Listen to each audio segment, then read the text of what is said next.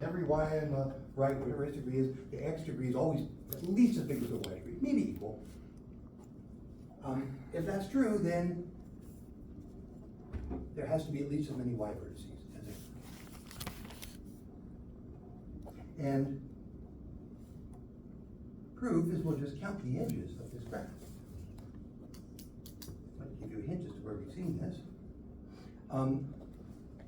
One way to count the edge of this graph is to notice that if you just add up all the degrees on the x side, that gives you the number of edges, because every edge, being bipartite, is exactly one endpoint in x.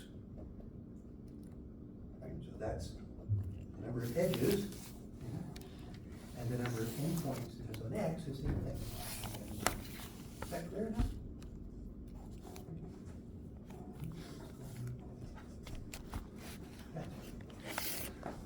If you look over here, there are 1, 2, 3, 4 edges, and the degrees are 1, 1, and 2, 4. That's because one of the edges counts towards this degree, one counts towards that, and these two count towards that. Exactly the same thing. Of course, you could also do this on the y side. These are also equal to the sum of all the y degrees. And if you like, the sort of the bipartite version of the first theorem we did last time, the number of edges, not twice as big, but the number of edges in a bipartite graph is the sum of all the degrees on one side.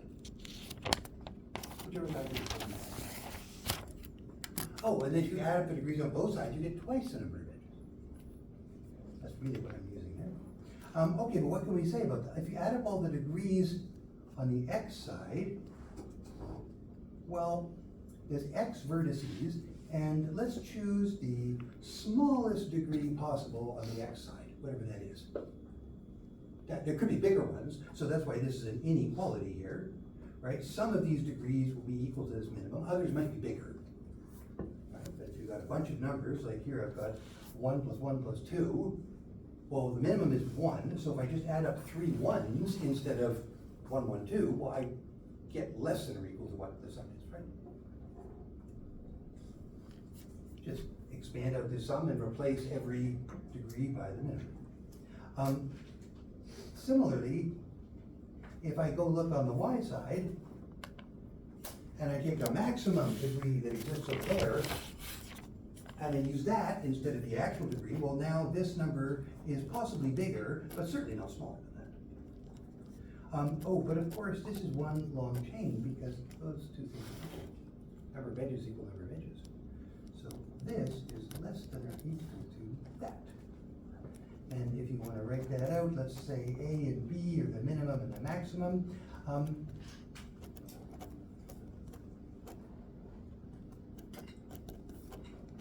wonder why does he mean here and not there? I could have made this a minimum and have this go the other way, or that be a maximum and this go this way. I mean, why not? Well, if you haven't spotted it already, it's because what I'm getting is this. That says A, minimum degree on the x side, times x vertices, is less than or equal to B, max degree on the y side, times the number of y vertices. But every single degree on the x side is at least as big as every single degree on the y side. So even the smallest of the x degrees is still bigger than the biggest of the y degrees. Okay? So since A is at least as big as B, big number times something is less than or equal to small number times other thing. Well, where does this less than or equal to? That must come from the fact that the y has to be bigger than the x. Right? If y was smaller than x, then what does that say? Well, does it A bigger than B, x bigger than y? No, that can't. Right? So x is lesser than y. As a nice little question, can we ever guarantee that x and y will have the same size? Well, not with the given hypotheses here. No, you could have an example. But can you kind of tweak them a little bit and say, well, what would have to happen for them to have the same size? what kind of graphs would happen there? Oh, wait, never mind. Oh, Figured it. did I get it right?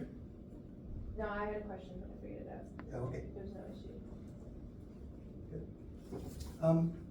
And notice this is really what we did in the proof of the other one for that graph G prime with the vertex vertices and the edge vertices. We counted the number of edges by taking the degrees on each side. Now there we didn't know that the degrees on one were less than the other. But you could think about that a little bit, because in that case, on one side, the vertices of G prime that came from edges, they all had degree 2. Because they came from edges. Think about that. The other vertex vertices, well, they could have degree anything. Well, what would it mean if all of those were at least 2? What would it mean if, oh, I don't have it here.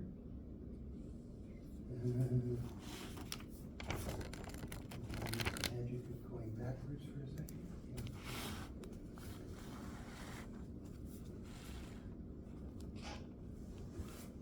What would happen? This is that here.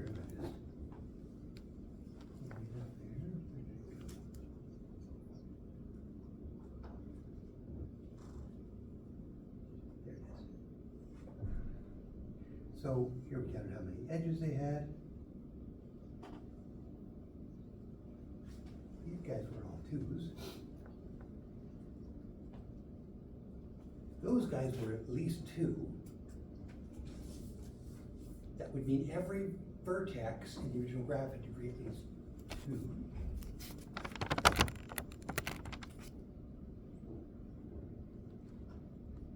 The minimum degree is at least 2. That's maybe an unfair question, because perhaps not a lot of you have considered kind of studying spanning trees and graphs before. But there's a little result there.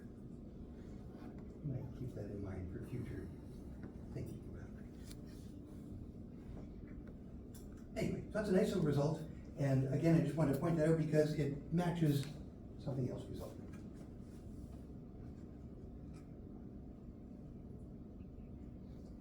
For those of you who wonder, we haven't done anything really hard yet. I hope some of you have noticed that, right?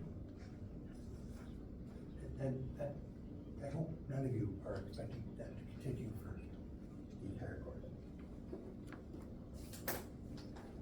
Quickly, but not hard things yet. Just some fancy names of graphs. Complete graph on n vertices. There's n vertices. You might as well call them 1 up to n if you want. That doesn't really matter.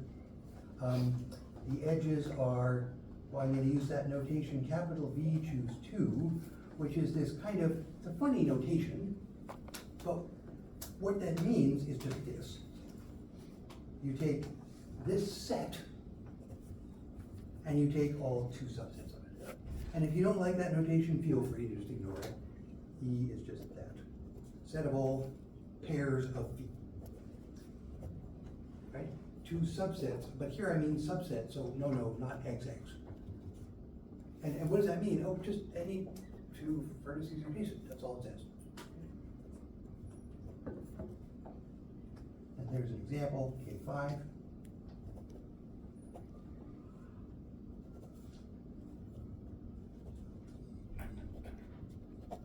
Any 2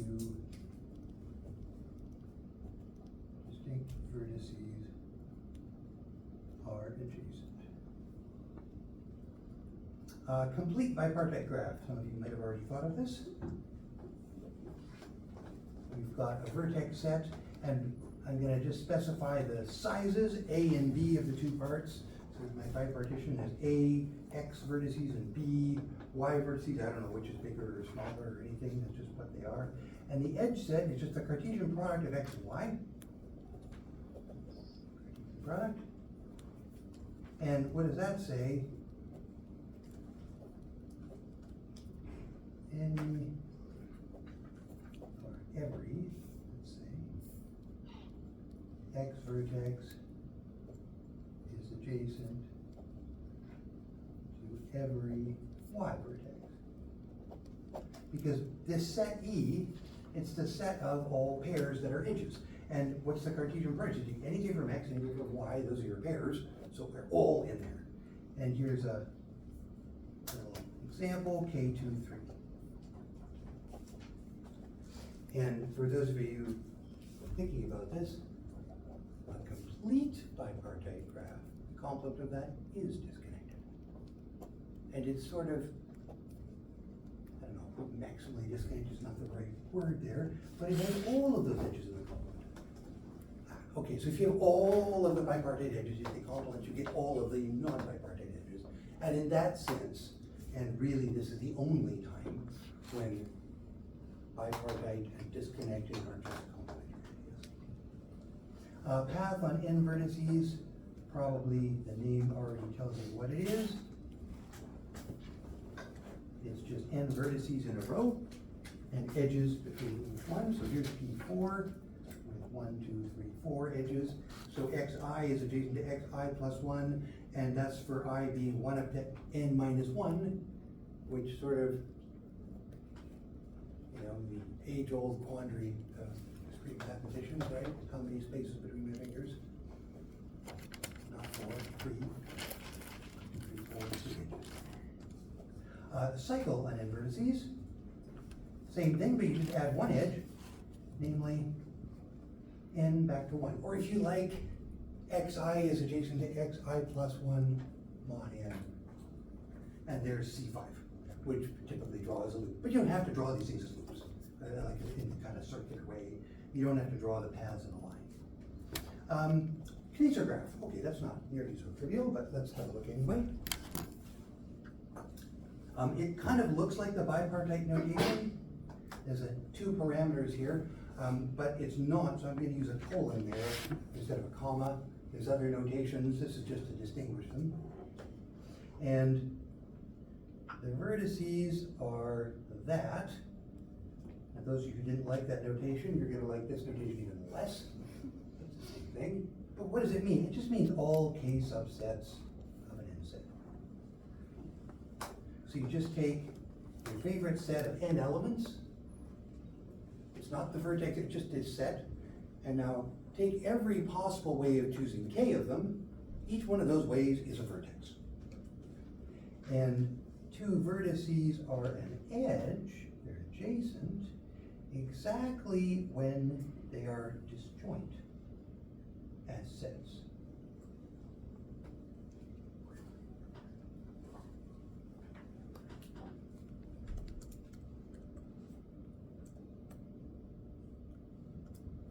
And one of the reasons I mention this is because it's often convenient just to call the vertices 1 up to n, but it's often not convenient to do that. And this is an example where it's very inconvenient to label the vertices 1 up to n choose k. It's much easier just to consider that each vertex is a subset of this thing, because then it's very easy to state what the condition is. Right, so that's why we just say the vertex set of a graph is just a set of things. Whatever set is convenient for the purpose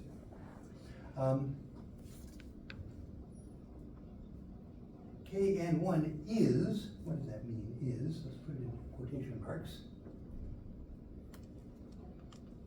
It is actually abbreviation. Kn.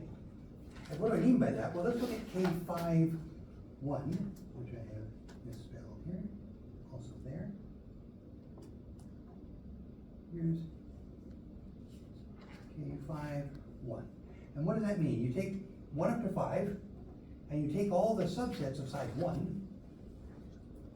Well, what's the difference between a number and a set that contains just that number? Well, the difference is 2 brackets, opening and closing bracket. Right? So this looks an awful lot like ordinary K5, except instead of each vertex being an integer, each vertex is a set containing exactly 1 integer. No, it's not the same thing, but kind of it is the same thing. And we'll make a better version of that word is in a moment. Oh, okay, so Kneser graphs generalize complete graphs, right? So when k is not 1, then, well, something different. Proposition, what happens for Kn2? Oh, well, Kn2, you start with Kn, polygon n vertices, take its line graph, and then take the complement of that. And again, what does this mean is, we'll specify that shortly. Bridget is supposed to be in the other class, and that would have been a cliffhanger. Proof. Exercise. Not entirely trivial exercise, but worth going through. And really, all it amounts to is, do you know what a complete graph is? Do you know how to find the line graph of something? Okay, let's try that. And the complement, okay, and can you do all that and keep track of it and realize, oh, it's just this. I won't do the proof, but I'll do an example. Here's K42. K42 is actually kind of it's a bad example because 4 is exactly twice 2. Tensor graphs are really, can be valid for anything, but it's really more interesting when the first number is bigger than twice the second number. And if you play around with a few, as I hope you will, if you go through all the exercises we're going to encounter today, you'll see that. Here's what it is. So we've got 4 things. 1, 2, 3, 4.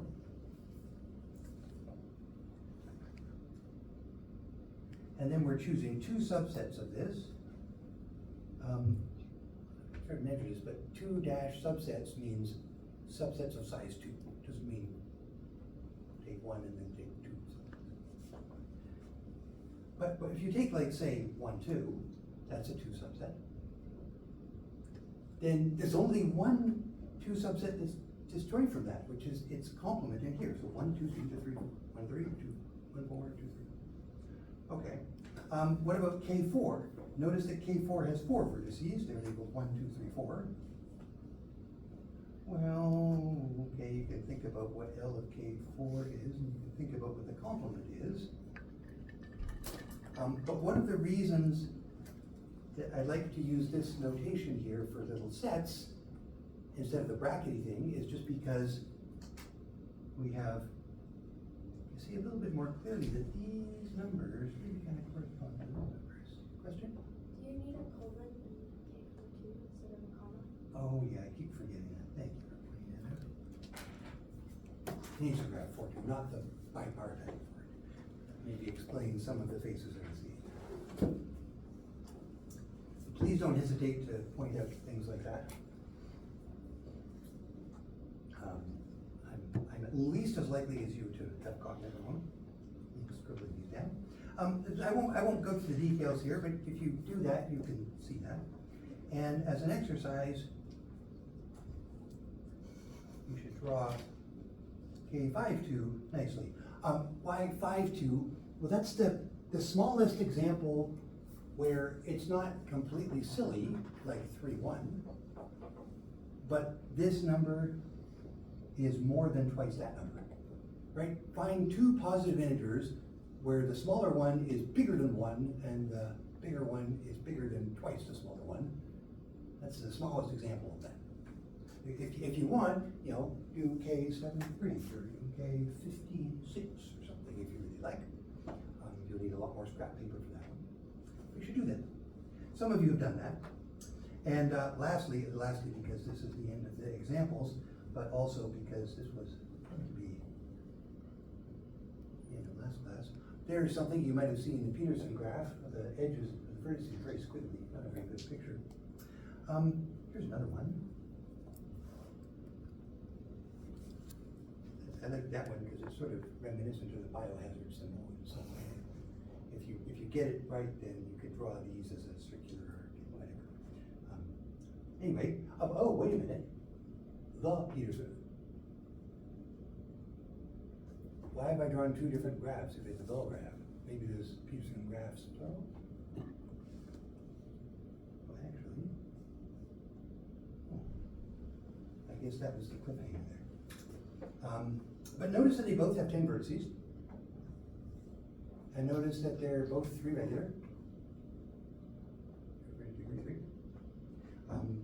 So a little joke that you can't as a graph theory course unless you've seen the Peterson graph at some point, so. Okay. Cool question? Sorry.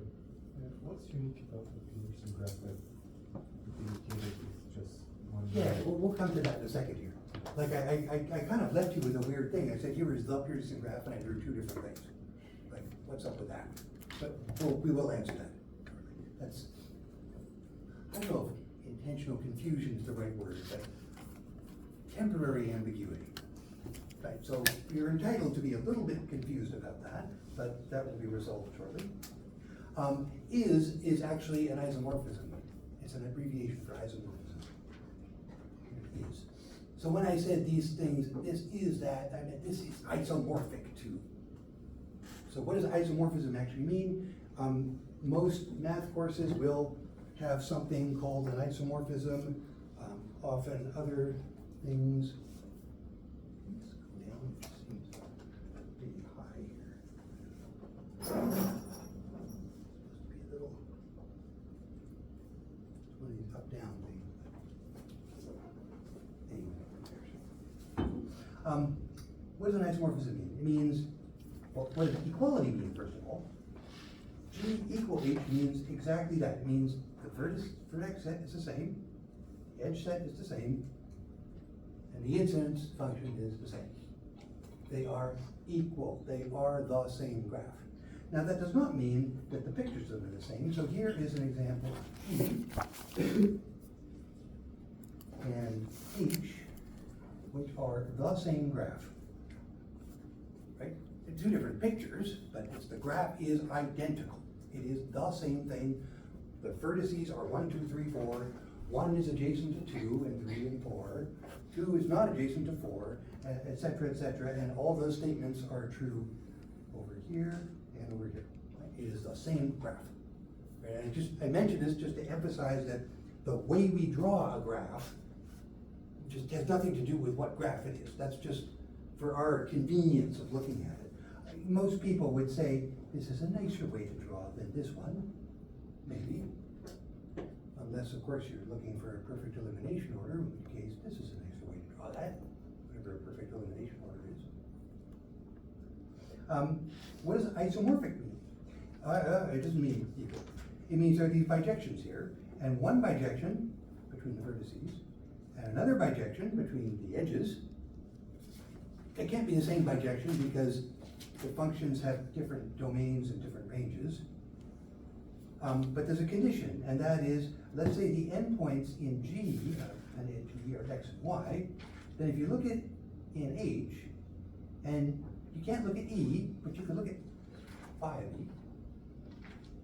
And you can't look at X and Y, but you could look at theta of X and theta of Y. And the endpoints of phi of E have to be theta of X and theta of Y. And this sounds like one of those kind of confusing tongue twisters that goes on forever, but what is it really saying? It's every time you have this situation in G, and the graph G doesn't have to be just two vertices, I'm just saying every time you have two vertices and edge, then in H, what you have to find is, well, phi of E is somewhere there, theta of X and theta of Y are somewhere, and they live in exactly this same position. Right, so this edge with those endpoints, or this edge with those endpoints. And that's an if and only if. So in other words, if the endpoints of E are not X and Y, then phi of E does not have theta of X and theta of Y.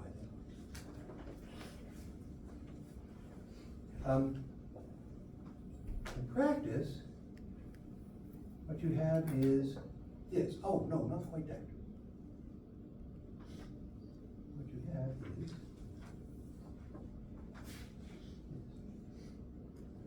somebody's gone and taken this graph and said, no, it's not 1, 2, 3, 4 anymore, it's something else.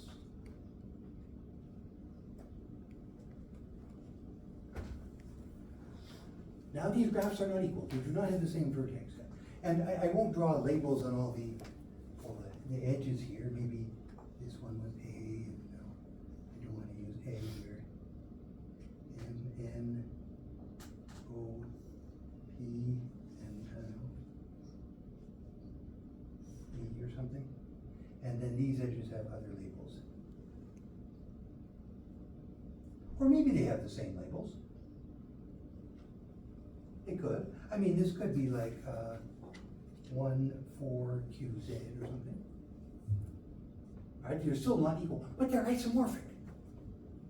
What's happened? Well, some idiot like me just went and erased all the names and put other names.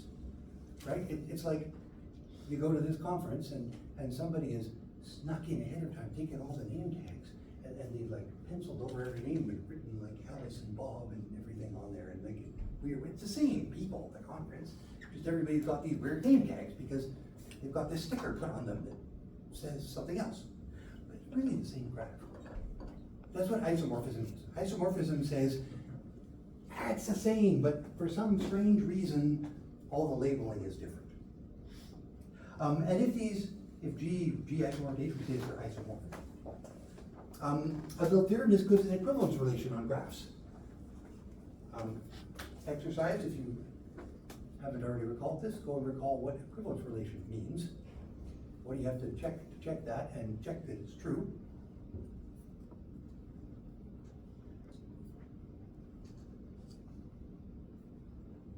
Look up equivalence relation.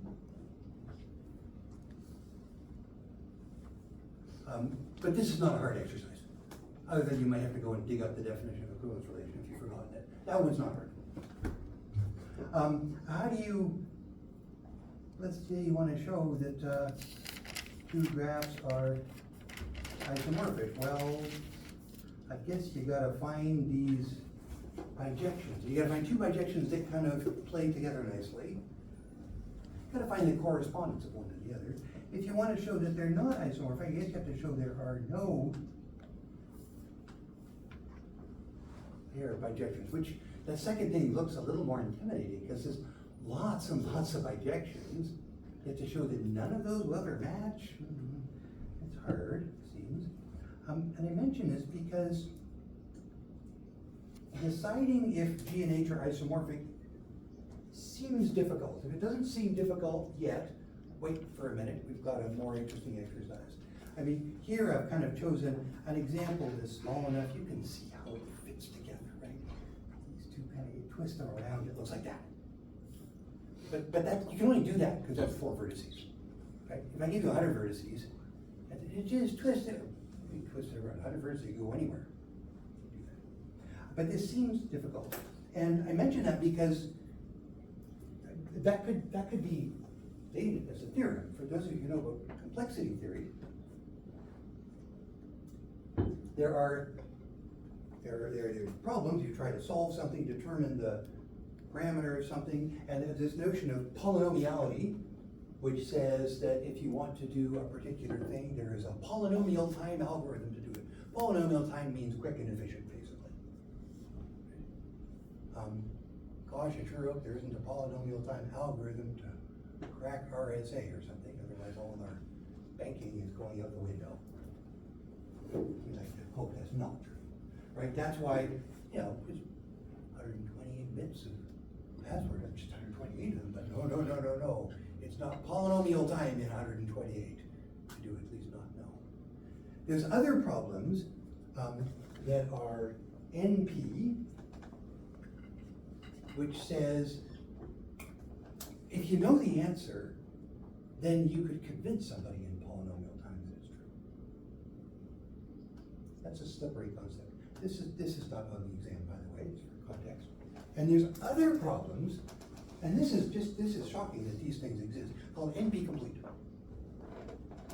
And that's a problem such that if you know, the heavens opened up and the magic box that gave you the yes-no answer to the NP complete problem was dropped in your lap, you could use that as a subroutine to solve anything in NP and polynomial time.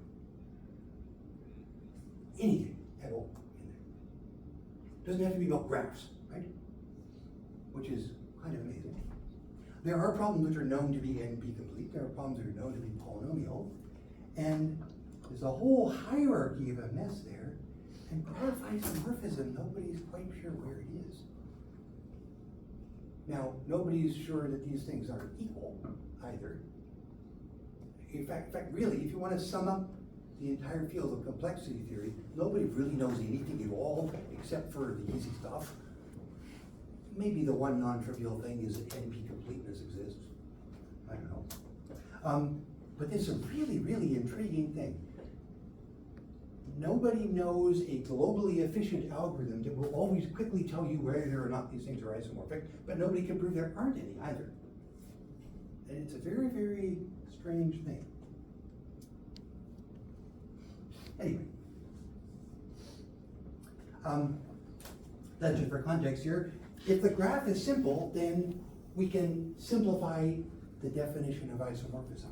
Why is that? Well, if you kind of look at this picture here, if you're going from here to there, and if the graph is simple, either there is an edge or it isn't. And you don't really need to keep track of the name of this E. And all it really says is if X and Y are adjacent, then theta of X and theta of Y also have to be adjacent. If the graph isn't simple, you can't quite say that, because, well, how many edges, what's going on? But if it's simple, either there's an edge there or not. So you can simplify that, and this is worth thinking about as an exercise in time. For simple graphs, they're isomorphic if there is just a bijection on the vertices, such that if x, y is an edge, then theta x, theta y is an edge. So you map the vertices to vertices, and if you look at the pairs, what happens? Well, if it was an edge, it has to go to an edge. If it was not an edge, nothing in here, then it has to go to a not an edge over there. If and only if. And actually, you could do this for not simple graphs too. First of all, if you just take a pair of vertices, I'm going to sort of temporarily define mu of x, y to be the number of edges with those two as endpoints. Right, so if you think of like, here's x, and here's y, then mu of x comma y is 3 edges between them. Reasonable use of the word multiplicity. Oh, and mu of g equals 0 just means no edge. So now, like for every pair of vertices, you just put a natural number, like either a 0 if there's no edge, or a 1 if there's 1 edge, or 2 if there's 2, whatever. And then you can just take this definition here and basically just incorporate multiplicity and break down this. For all graphs, G is isomorphic if there's a bijection on the vertices such that anytime you have a pair x, y, its multiplicity in G is the same as the multiplicity of theta x, theta y in H. And what that says is not that edge if and only if edge, it's edge with however many things there are here, where that number of things is the multiplicity, if and only if that, with these guys,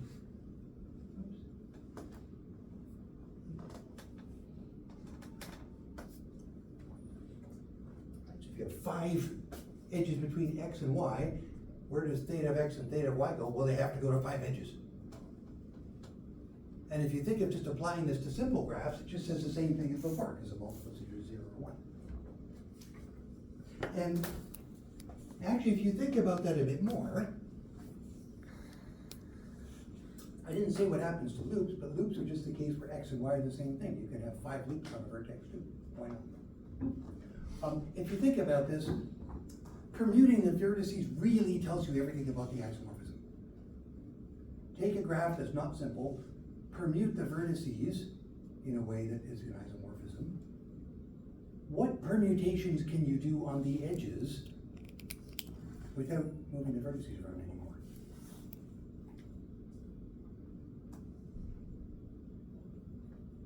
Anyone? Yeah? You can only map an edge to a parallel edge. Yeah, so if you got like a bundle of 5 parallel edges, well, you could spin those around any way you want. Or 5 parallel loops, but you can't really do anything other than that. So it's kind of, it doesn't add much. And I don't know if I've said this or not, but let's say it officially. Mostly we're going to be dealing with simple graphs. Not always. There's times when it's useful to not always have simple graphs. But mostly I'll say simple graphs, we don't want to hear about it. Anyway, here's the Peterson graph again. Oh, now we have three. Oh, even worse. Three different pictures for the Peterson graph. Exercise, find an isomorphism between each pair. That is three pictures of, well, in this case, isomorphic graphs because they have different vertex sets. But they're all three isomorphic. And this is, when I say it seems hard, I don't know, it's kind of a, those don't look the same. I mean, well, depending how many times you've seen this before. I mean, I'd be lying if I said they didn't look the same, but that's not a fair comparison here. And if you look at this, like, I mean, this guy has a really nice five-fold symmetry to it, right? There's no five-fold symmetry. Come on, right? These have really nice two-fold symmetry. What's going on here? Like, they just look different. And what you're really seeing there is isomorphism seems hard. Recall that K52, this thing, the two subsets of that, other exercise show that this is also isomorphic to the Peterson. So hopefully you drew that one. That's also the Peterson graph, isomorphic to the Peterson graph. Often, this is the picture you see in the books. People say that's the Peterson graph. That's the canonical picture of it, but so this is just as good, this is just as good, that's just as good. If you look at the cover of Bondi and Murdy,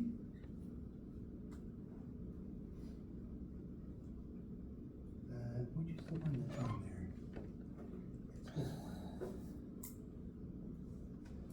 There's two interleaved graphs. One of them is this picture of the Peterson graph, except it's not quite, because these kind of big curvy edges, they go off the edge of the universe and go around. That's because it's been drawn on the projective plane. We don't know what that means yet. And in that context, the projective plane dual of the Peterson graph is K6. Which is, you can stare at that picture and try and figure out what all those words mean. We'll talk a little bit about graph embeddings later. But so these other pictures actually say something nice. So those are exercise. You should spend some time thinking about those. and I will give you a little bit of a hint. It seems hard because, oh, there's, okay, 10 things, it's like 10 factorial bijections to consider here. Like, come on, seriously? How can that not be impossible? But it's not really 10 factorials. Because if you're gonna map, say, I don't know, let's just try mapping 1 to j. Well, then the neighbors of 1 have to go to the neighbors of j. And there's not too many choices there. And turns out, this particular one, checking isomorphism is easy because you basically can't go wrong. So as a hint, there's lots of isomorphisms here and there, which is why it's actually easier to find in this case. But do play around with that a bit. See if you can find many isomorphisms. Well, shortly we'll figure out, we'll see how to make lots. Automorphisms. These are in many ways much more useful. Isomorphism just says somebody's kind of disguised our graph in a weird way. Oh, now we know, okay, done, right? K52, Peterson, same thing, good. That really tells much. Automorphisms are much more interesting, more useful, but it's just an isomorphism from G to itself. And every graph is isomorphic to itself, right? What's the isomorphism? What's the mapping, the bijection on vertices and bijection on edges gonna be? One of them? Identity? Yeah, just identity, that works. There could be many others. Yeah, but just map every vertex to itself, every edge to itself. Yep, that works. But automorphisms are more interesting there. So it's a bijection, and I'll let you kind of write out the details here if you want.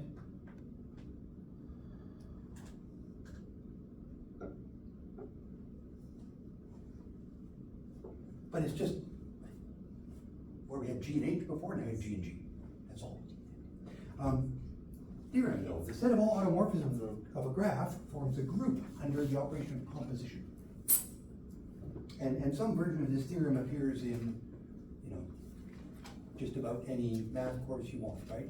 Automorphism group of a vector space, automorphism group of a group, automorphism group of a field. Everything has automorphism groups. Proof, exercise, and again, if it's not right away obvious, then probably you just need to go, okay, what is it a group? And halfway through there, you'll come up with this interesting question, wait a minute, we got a pair of bijections. What exactly does composition mean anyway? And that's the kind of thing that you'll probably think of as you're doing this exercise, and you'll probably say, well, it should mean this.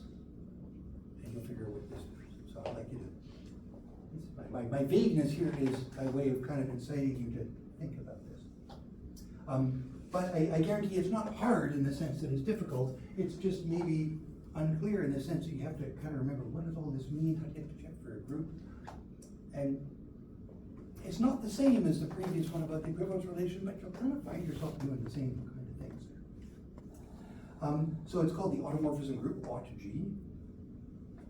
And if G is a simple graph, then automorphism is just permutations of vertices.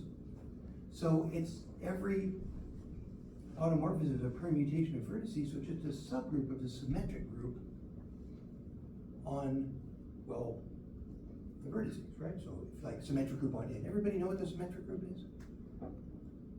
So if you have N, sim N, often it's called, it's all permutations of 1 up to N. The permutation is just a bijection from that to itself. I'll come back to that. But you don't have to have integers there, just like the labels on your vertices don't have to be integers. So permutations of vertices. And this is a permutation group, it's a symmetric group. And it's also, well, it's not a simple group. How many people remember what a simple group is? Oh gosh, you could actually ask these things from previous courses. A simple group has no non-trivial normal subgroups. And a symmetric group always has the alternating group as a normal subgroup. And that's it. You don't need to know that, but it will come up. Again, finding the full automorphism group seems difficult. If you don't believe me, try it on the Peterson graph. But finding some, oh yeah, we can do that. In fact, let's go do that right now. Oh, look at that picture. I know an automorphism. Okay, well, you didn't see that, but rotate it 1/5 of a circle. That's an automorphism. It is. 1 was a 2, 2 was a 3, 6, 7, blah, blah, blah. Oh, okay. Are there others? Yeah, probably. Oh, I guess you could kind of mirror image there. Oh, what about over here? Oh yeah, rotate it 1/3 of a circle. Same one here. There's other ones you can kind of spy in here. One thing you see from these two pictures, there are automorphisms that fix exactly one vertex. You can say, this vertex, you don't move, everybody else moves, and that can be an automorphism. That does not seem obvious over here at all. The 5, I don't know where that is over there. In fact, there's lots more automorphisms here. Many more than just those two. So that's what I mean. We can find some of it. But proving that there is no more is kind of the same question as isomorphism of graphs. Very closely related. Let's take a little bit of a dive into some group theory here, but we'll come out again the other end. Don't worry. Let's say there's simple graphs, and so that means there's an isomorphism from one to the other. And so I'm saying simple, it's just a bijection of vertices. You don't have to worry about these multiple edges that might get swapped between each other. Just simple ones. Now, if we have an automorphism of G, I claim that we can take the following composition to get an automorphism H. And what is that? We take this isomorphism backwards, and that's supposed to be a V of H. We take this one backwards, then we apply alpha, and then we apply this. Well, compositions of isomorphisms are isomorphisms. If you haven't worked that out, you can check that. But why is this an automorphism H? Well, let's look at a picture of this. Let's sort of say this guy is the G and this guy is the H. Okay, so I've got an automorphism over here, which goes from G to G, and I've got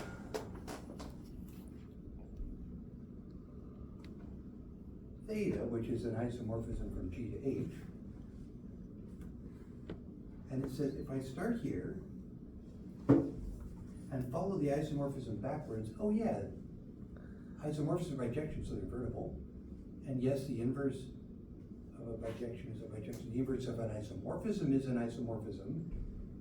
I'm doing part of the equivalence relation that.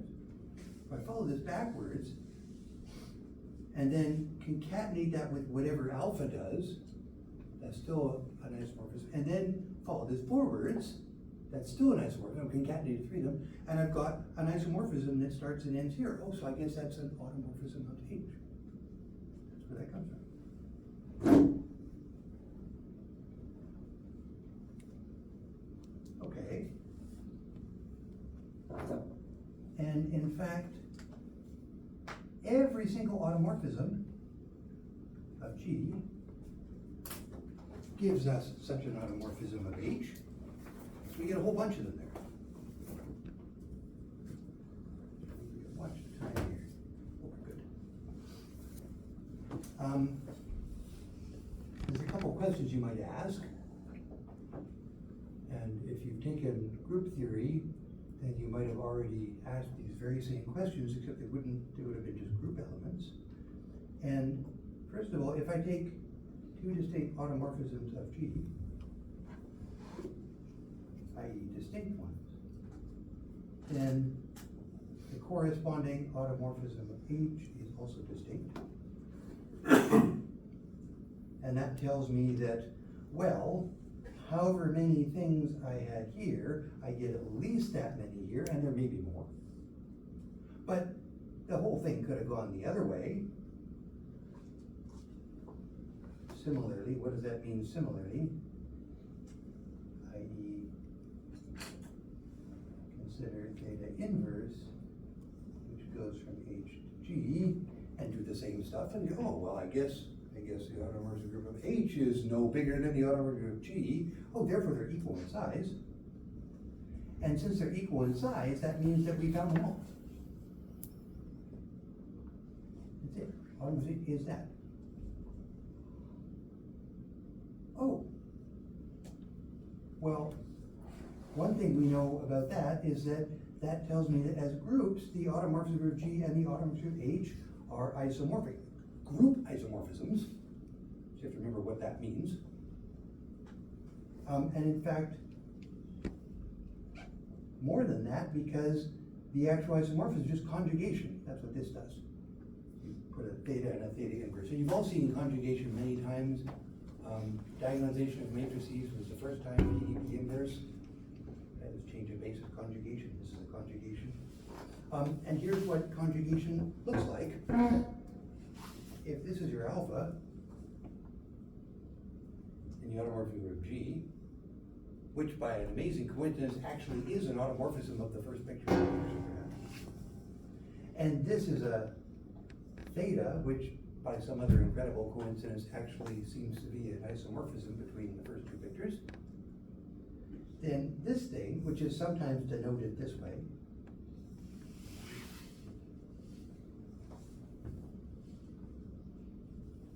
notation is sometimes alpha to the power of theta in groups. You don't need to know that here, but just you might have seen that. It's this, and what does that do? Well,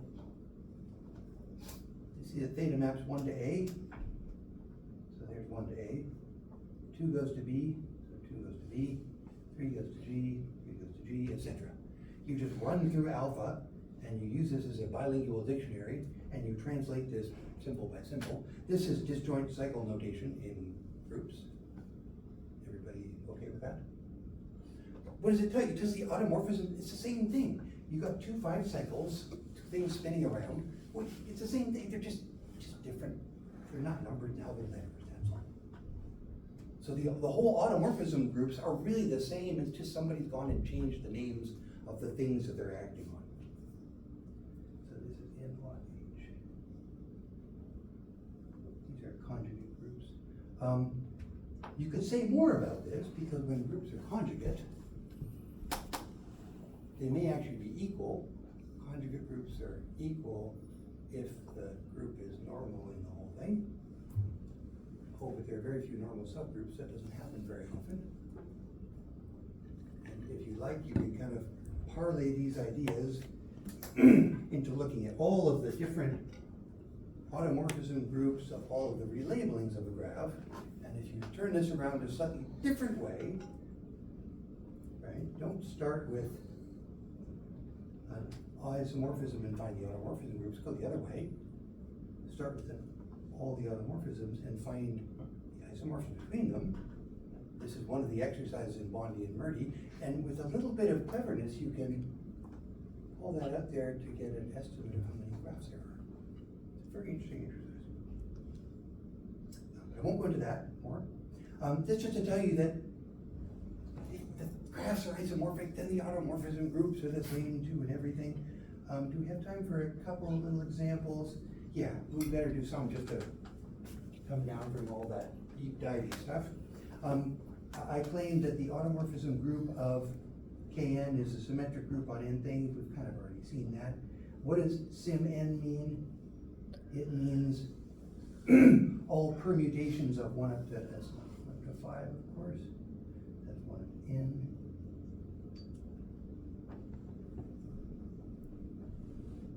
And a permutation of 1 up to n is just a bijection from 1 up to n to itself. And every such function is an automorphism. And here's the example with 5.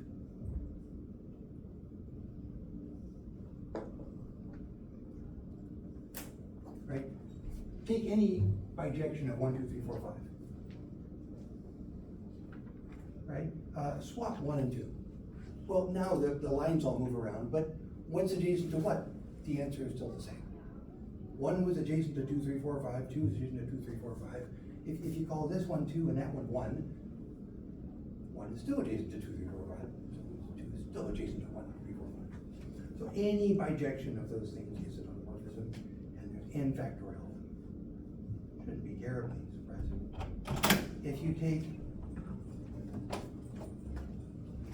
one more minute here. If you take the complete bipartite graph, well, what can you do? Let's look at the example first. Just so we can see where that comes from.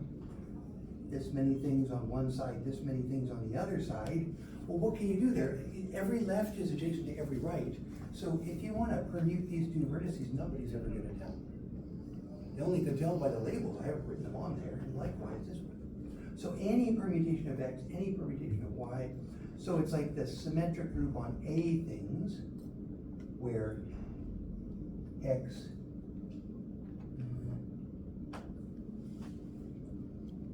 A is equal to the size of x, B is equal to the size of y. It's isomorphic to that because 1 up to A and 1 up to B, those can't be the labels because they both have a vertex 1. Isomorphic. But the number of automorphisms is, as you could probably guess,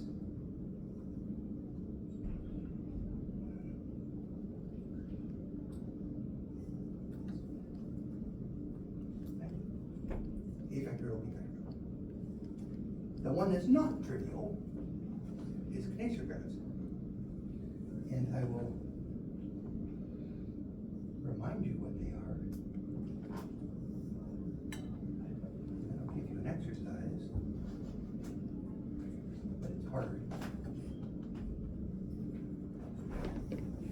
Any permutation of the underlying set gives an automorphism. Not too hard. So the underlying set is 1 up to n. If you permute those guys, that permutes the 2 subsets, and that's an automorphism. All of these automorphisms are distinct.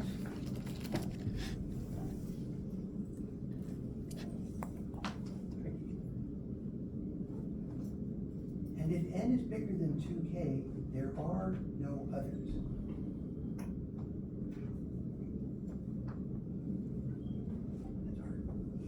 That's hard. I'm not expecting an answer to the third part here, but I give you this because that's actually true. And what you get here is